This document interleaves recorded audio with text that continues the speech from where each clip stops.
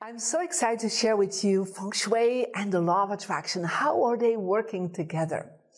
Well, before I start there, I would like to share a bit about my own story, how I got into Feng Shui. So I'm originally from Bruges, a beautiful city in Belgium, and when I was 15, I was already very focused on meditation. I was meditating since I was 7. I was very open to everything with spirituality. And I was always very in tune and saw the energy of people and the homes.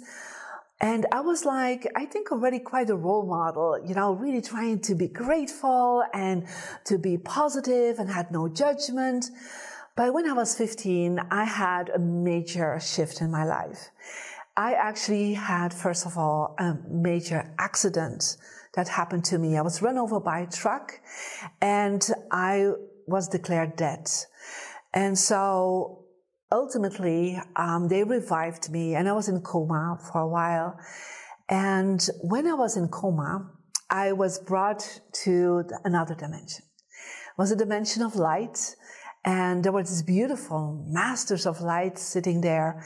And they told me, you need to go back. You are here to enlighten more than 500 million people. That was a message that was given to me. So I came back into my body with that clear message. And I had to go through a whole recuperation period.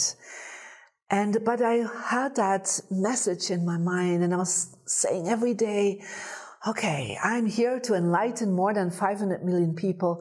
Show me how. That was my mantra every day. I already had a spiritual master since I was 7, and I had a conversation with him a few months later and I said, I don't understand it. Why did I have this accident? And I said, look, I've already been using the law of attraction. I've been having a positive mindset. I used gratitude. I was praying. I was meditating.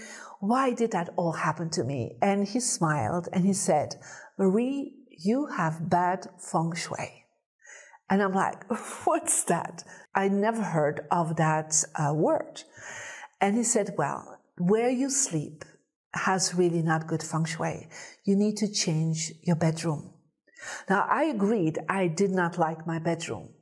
The energy was quite heavy and dense, but that was the bedroom given by my parents.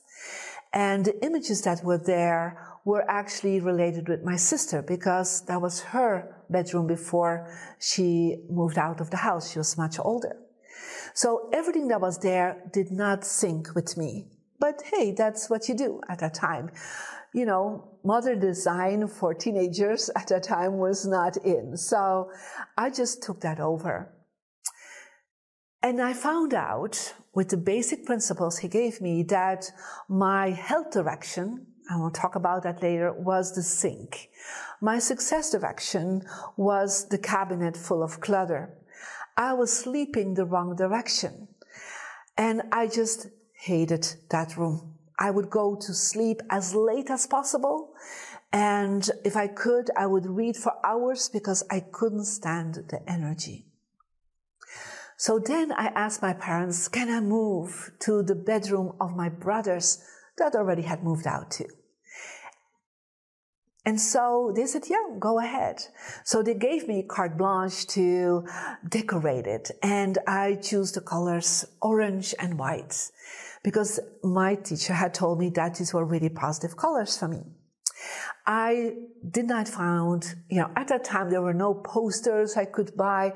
So I started designing my own posters.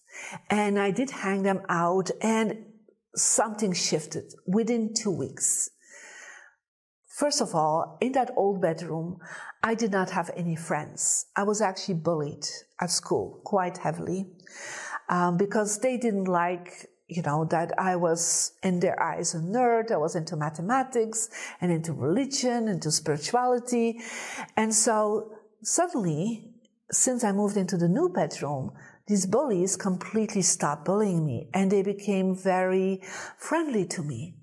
And it was a huge change, after many years of bullying.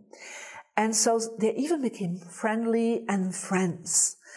And I was like, wow, something shifted here. Another thing was that I also attracted my first love. And so he was like the hot guy in town. So that was like, whoa, what is going on here? Romance just appeared in my life.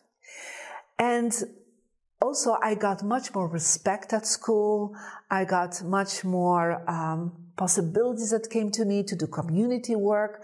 I mean, my life within 2 weeks just shifted completely from being invisible, not respected, bullied, into a person that just could totally bring forward her full potential. So that is where I start using my first principles. And these principles is what I'm going to teach you in the Feng Shui Basic course.